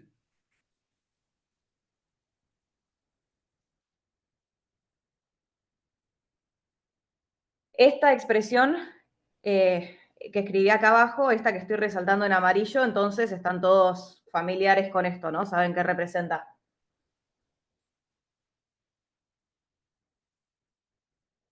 Sí. Lo acaban de ver. Sí, lo Ok. vimos hace un rato con Patricia. Listo, perfecto.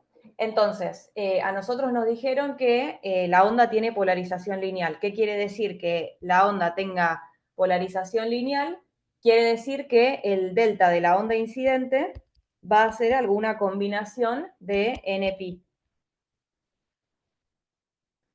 con n, que puede valer 0 o más menos 1. Entonces, ¿nosotros qué sabemos de ver esta expresión? El delta I ya lo tenemos resuelto, entre comillas, porque nos dice que tiene polarización lineal. Entonces, la parte que nos faltaría analizar sería qué pasa con esto, ¿no? Esta segunda parte. ¿Qué pasa con esto? De prepo puede ser cualquier cosa. Entonces, el delta de la reflejada no necesariamente va a ser más menos nπ o más menos pi sobre 2 o lo que sea. Entonces, de acá nosotros podemos decir que la polarización puede ser elíptica y que el desfasaje entre las componentes va a ser igual a esto, que es lo que nos queda. Entonces, con eso nosotros demostramos que la onda reflejada queda elípticamente polarizada y el desfasaje va a estar dado por la diferencia entre las dos componentes. Ahora, ¿en qué condiciones la polarización se hace circular? Acá ya es un poco más interesante porque ya me están forzando alguna condición. Entonces, ¿qué quiere decir que una polarización sea circular? Quiere decir que el delta de la reflejada tiene que valer más menos pi sobre 2. Entonces, si el delta de la reflejada tiene que valer más menos pi sobre 2, volviendo a la expresión que nosotros teníamos arriba, recordando que, porque lo acaban de ver, lo dejo así muy explícito, recordando que la expresión es esta, y sabiendo que me están pidiendo que tenga la reflejada polarización circular, entonces yo voy a pedir esto.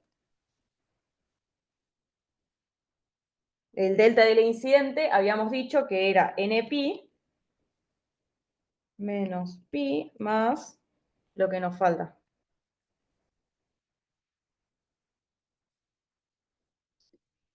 En este caso, cuando yo escribo nπ, el n dijimos que podía ser 0, 1 o menos 1. Yo lo estoy escribiendo así como para que quede dentro de todo genérico. Entonces, si nosotros acá nos ponemos a sacar un par de factores comunes, quedamos en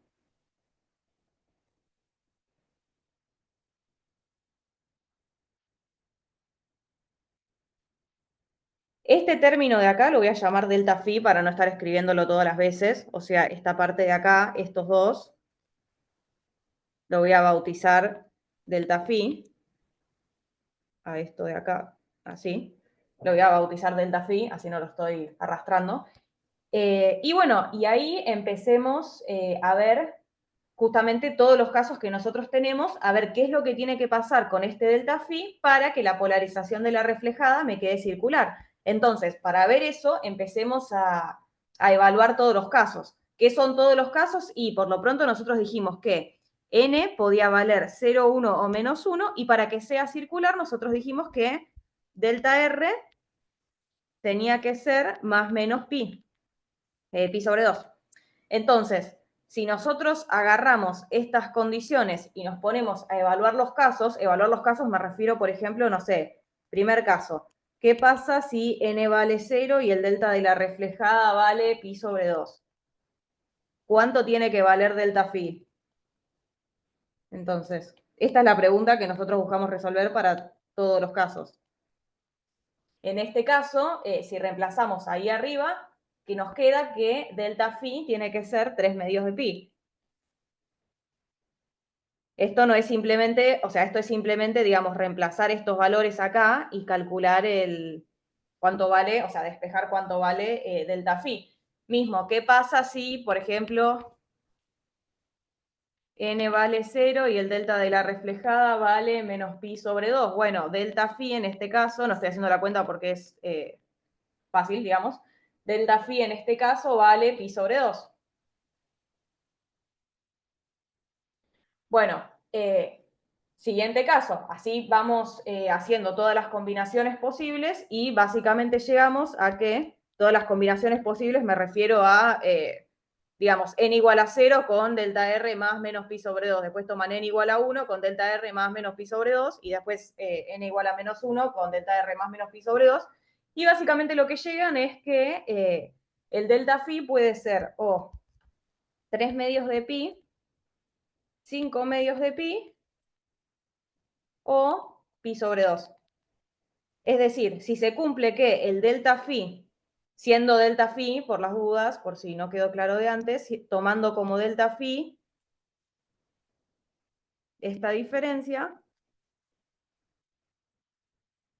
si esta diferencia, la diferencia entre el psi del perpendicular menos el psi del paralelo de la reflejada vale 3 medios de pi, 5 medios de pi o pi sobre 2, entonces podemos decir que la polarización de la reflejada va a ser circular, que era lo que nos pide el ejercicio, ¿no? ¿En qué condiciones la polarización se hace circular? Bueno, si se cumple esto de acá. Si se cumple esto de acá, entonces la polarización va a ser circular. ¿Se entendió? Más o menos el ejercicio. ¿Podemos pasar a otro? Este era bastante simple dentro de todo. Sí, se entiende. Perfecto. El siguiente que vamos a ver es el ejercicio 22. El ejercicio 22 nos dice que una onda con polarización circular izquierda incide desde un medio sin pérdidas con epsilon igual a 9 sobre una interfase plana. Del otro lado de la interfase hay aire. Bueno, nos pide polarización de la onda reflejada, polarización de la onda transmitida y cómo cambian esas dos respuestas si la onda incidente tiene polarización PSD. Bien.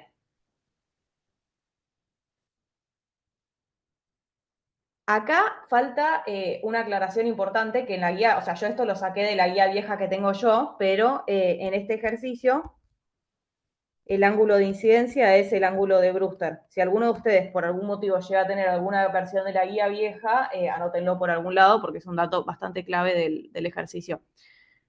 Bueno, entonces, primer ítem. ¿Qué pasa con la polarización de la onda reflejada? Para entender la situación, nosotros estamos teniendo una incidencia que es así. Bueno, me sale medio mal el dibujo.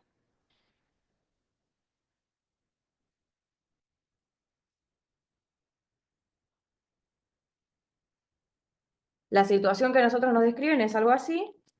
Acá tengo un epsilon que vale 9 y acá tengo un epsilon que vale 1. Entonces, ¿qué pasa? ¿Qué dato clave nos da el ejercicio como para poder determinar la polarización de la onda reflejada? Y que el ángulo de incidencia es el ángulo de Brewster. ¿Qué pasa cuando eso sucede? ¿Se acuerdan?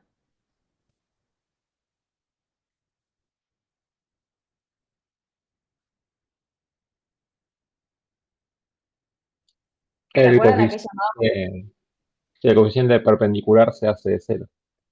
Perfecto. Cuando pasa esto, el gamma perpendicular se hace cero. Les digo una regla mnemotécnica medio tonta, pero que yo usaba cuando estaba cursando electromagnetismo para acordarme de estas cosas. Yo siempre me confundía cuál de los dos era el que se hacía cero. Entonces, mi regla mnemotécnica, muy, muy básica, es la siguiente.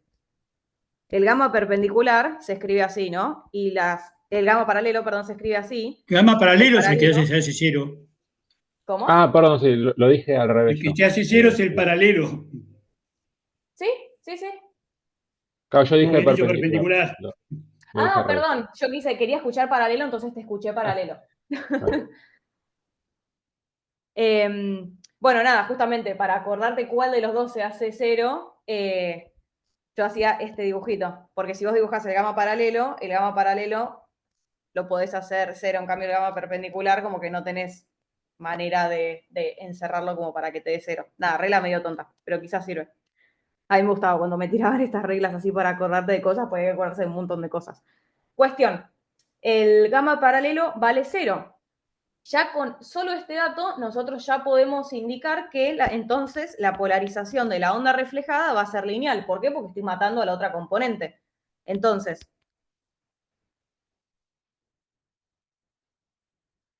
esto tiene que ser algo que tiene que estar bastante, digamos, como vivos en estas cosas. Son cosas que son conceptos como bastante, que tienen que agarrar rápido en el sentido de que si les dicen como la onda incide con ángulo de Brewster, como que ya al toque estaría bueno que sepan qué es lo que eso implica, porque eso les va a facilitar muchísimo la resolución de ejercicios. Y después el segundo ítem, el primero hablaba de la reflejada, el segundo habla de la transmitida.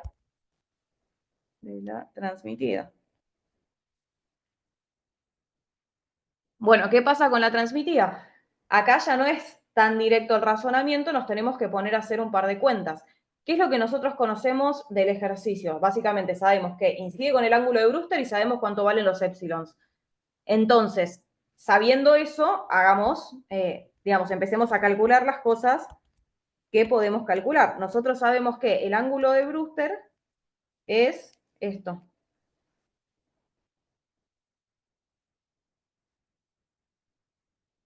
Y con esto nosotros, digamos, ¿por qué nos importa el ángulo de Brewster? Porque a nosotros nos están pidiendo la polarización de la transmitida. La polarización de la transmitida va a depender de cuánto valen los coeficientes de transmisión, ¿no? Porque los coeficientes de transmisión, acorde a cómo se comporten con respecto a la onda incidente, nos van a decir cuál es la polarización de la transmitida. Pero a su vez, estos dos coeficientes dependen, o sea, estos dos dependen de cuánto vale el ángulo de incidencia. Y en este caso me dijeron que el ángulo de incidencia es el ángulo de Brewster. Entonces, por ende, amerita calcular el ángulo de Brewster. Así puede usarlo para calcular estos coeficientes y ver qué es lo que está pasando con la transmitida. Por eso me mandé, digamos, tan de lleno a calcular el ángulo de Brewster. Si se reemplazan los datos, tomando epsilon 2,1 y epsilon 1,9, que es lo que nos dice el ejercicio que esto vale, resulta que el ángulo de Brewster vale más o menos 18,43 grados. Y con esto, si nosotros nos metemos en la cuenta de cuánto valen los coeficientes de transmisión perpendicular y paralelo, nosotros sabemos que el tau perpendicular es sobre coseno del ángulo incidente más... Fíjense que nosotros tenemos todo para calcular esto. Entonces, con esto sacamos que esto vale más o menos 1,8 y el paralelo, perdón,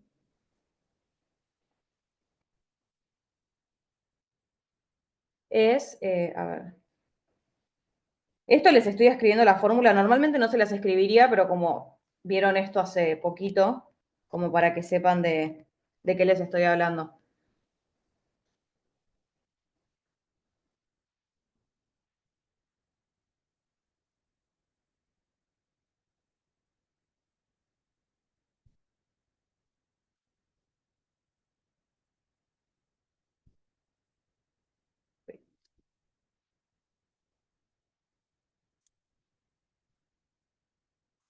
Bueno, y este nos da más o menos 3. En realidad lo que nos importaba, digamos, no es exactamente, o sea, cuánto valen exactamente, sino simplemente saber si tienen módulo distinto de uno, si son iguales, y cómo es su signo. Si nosotros podíamos responder esas cosas, después cuánto valen exactamente, no, digamos, no es tan relevante porque el ejercicio solo pide qué polarización va a tener. Entonces, ¿qué es lo que nosotros podemos ver acá de estos dos coeficientes? En primera instancia vemos que tanto el perpendicular como el paralelo son positivos. ¿Qué quiere decir que sean positivos? ¿Qué quiere decir del punto de vista de la polarización de la onda, que es lo que me pide el ejercicio? Quiere decir que se mantiene el sentido de giro.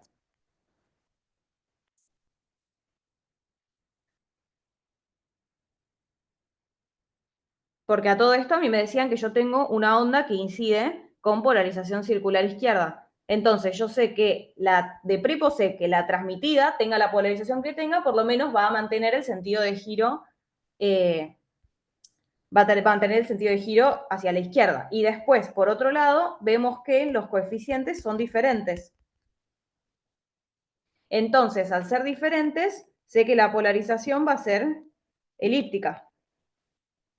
Y como dijimos que justamente se mantiene el sentido de giro y ahora además agregamos el hecho de que la polarización es elíptica, entonces concluimos que la transmitida va a tener polarización elíptica izquierda.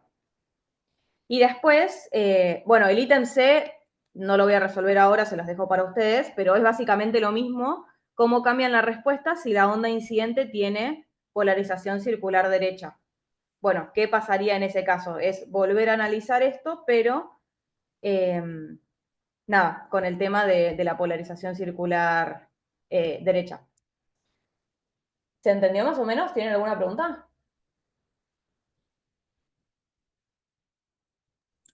Creo que quedó claro. Sí, se siguió bien, perfecto. Bueno, esos eran los dos ejercicios que les quería mostrar.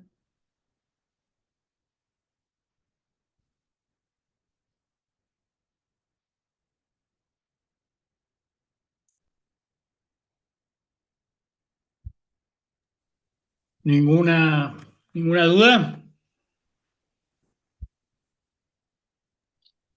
No. De estos ejercicios, ¿no? Sí quería preguntar un detalle del ejercicio 5 que me había quedado pendiente una duda. Sí, adelante. A ver, Lo para que busco el transmito ejercicio 5, lo la transmito que consigna. lo tengo acá, lo tengo a mano. Dale, si lo tenés, buenísimo. Sí, creo que puedo, sí. Eh, acá.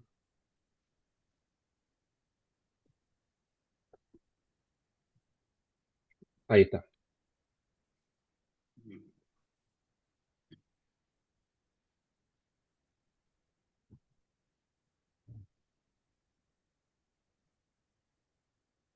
A ver, Se ve, ¿no? informe armónico.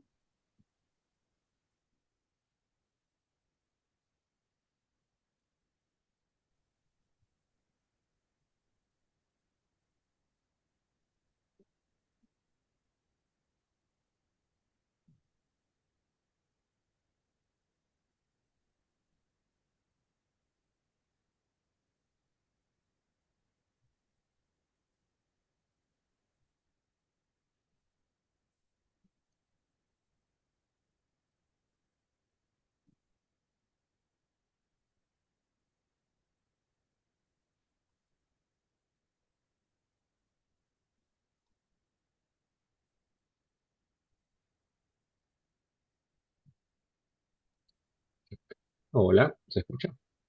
Sí. Ah, Bueno, perdón. ¿cuál es la duda? Perdón. Sí, sí, perdón. Sí, sí, yo me Pensé. quedé. Ah, está bien, pensé, estaba esperando un feedback de lo que estaba mostrando. Y mi duda era, en particular en el punto B, que pide hallar la onda viajera, entendí o Sí. sea, cómo llegar a la respuesta expresando el seno en notación exponencial, pero no me cierra por qué se puede llegar a expresiones de ondas viajeras a partir de una onda estacionaria. O sea, entiendo que se pueden llegar a esta forma y a esta forma, pero no el significado de por qué se puede llegar a eso, si la onda original es estacionaria.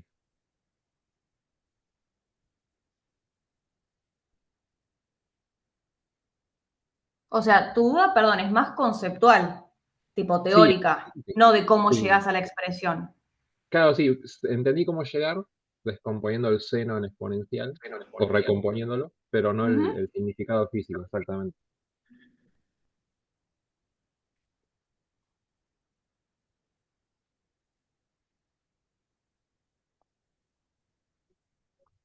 Si querés, arranquemos a ver, repasando primero el ejercicio.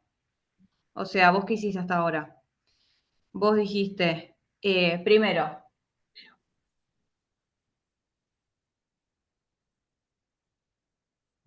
¿es una onda viajera? ¿Cómo justificaste que es una onda estacionaria? Pues te falta, o quizás, o sea, si querés Porque, lo monologueo yo, si querés explícame vos. porque la parte que depende, o sea, tiene una parte que depende exclusivamente de Z, Claro, que no depende del tiempo, sería esta parte de acá. claro. Entonces, justamente le falta la dependencia con el tiempo. Entonces, como solo Sí, tengo la parte que depende de Z, entonces concluimos que es una onda estacionaria. claro, sí. Ahora, al ser, digamos, lo que te está preguntando es, a pesar de que esa onda es una onda, ¿te acordás el concepto de onda estacionaria? O sea, ¿qué quiere decir que una onda sea estacionaria físicamente? Que si te paras en en una coordenada del espacio, en ese punto siempre tiene el mismo valor. Digamos, Si no me sí, equivoco. pero más allá de eso, es una onda que, digamos, que está en movimiento. O sea, depende de Z. Claro, sí, sí. O sea, varía en función de dónde te pares, pero en una posición siempre es lo mismo. Claro, sí, está Eso tiene bien. el A mismo pesar valor. de que en una posición siempre sea lo mismo, sí va variando a medida que vos te vas moviendo justamente por esta dependencia de Z. Entonces, lo que vos estás haciendo es eh, justamente encontrar en base a esa expresión cuánto es la onda viajera que se asocia a ese campo eléctrico que no deja de ser una onda y en qué dirección se está propagando esa onda viajera. Ese es como el chiste del ejercicio. La manera en la que vos elegís de resolver eso, a ver, mostrame cómo hiciste. O sea, lo único que hiciste fue Sí, descomponer el seno. sí, y claro, exactamente. Y te va a quedar un factor con la exponencial de beta z sumando y otro restando. Claro, Eso una tiene viaja el. en Z mayor que cero y otra en Z Sí, menor que cero. claro, sí, sí. Y O sea, juntas, refiriendo el digamos, seno. se te componen Sí. la onda estacionaria. Ah, o sea, lo de viajeras sale de considerarlas por separado. Claro, Entonces, de la interferencia de las dos sale la estacionaria. Por eso te decía ah, si te acordabas qué representaba la onda estacionaria. O sea, vos cuando hablas de la onda estacionaria estás hablando de el melange de todas las ondas viajeras que vos tenés. está bien, claro, es la suma de las dos, la superposición de ambos. Está bien, está bien, está bien. Está bien, sí, eso me quedó más claro ahora. O sea, que en realidad está bien, sí, lo que está ocurriendo es que se suman estas dos, y por la interferencia surge el estacionario. Está bien lo que decía Patricia. Genial eso. Y después respecto a cuando pide encontrar el campo H, eh, estaría bien directamente plantear K vector E sobre eta. O sea, entiendo que esta es la definición, pero en las respuestas se mostraba una resolución alternativa que no me quedaba claro. O sea, yo lo que plantearía para hallar el H es directamente la definición de H a partir del campo eléctrico. O sea, el tema, digamos, eso, a ver, ¿y qué tomarías como K? Eh, claro, como no se está O sea, no entiendo la propagando. pregunta en realidad, o si hay una pregunta.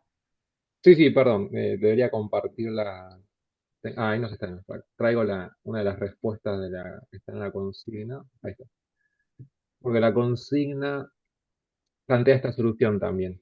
Que la pregunta concisa sería de dónde sale esta expresión en realidad. Eso es Faraday. Ah, por Faraday la está hablando, está bien. pero también se podría plantear directamente de esta forma, ¿no? Lo que pasa es que ahí eso tenés que hacerlo con la onda total. Ah, no con la forma estacionaria. No, claro, digamos, porque esto, digamos, sí, el campo, espera, ¿cómo era el campo inicial Está era viaja en menos z. en menos z viaja. Ah, porque... ¿Cómo sabemos que viaja en menos z? Por la expresión... Ahí no está.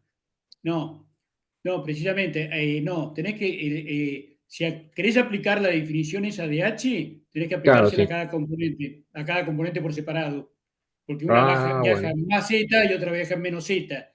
Entonces Ahí encontrás el H después en más sumarla. z, el H en menos z y después lo sumás. Ah, está bien, y Te ahí va a dar un resulta... estacionario en H. Y ahí resulta el coseno, ¿no? Cuando sumo esas dos Sí, componentes. sí, Ah, está sí. bien, está bien, está bien. Y teóricamente resolviendo el rotor se debería llegar a lo mismo. Algo para probar. Sí, sí, exactamente. Está bien, está bien, está bien. Genial. Listo, esas eran mis dudas entonces. Porque vas a tener Claro, solamente la derivada en z en el rotor. está bien, claro. Las otras no existen. Genial. Bien, principalmente era eso, ¿no?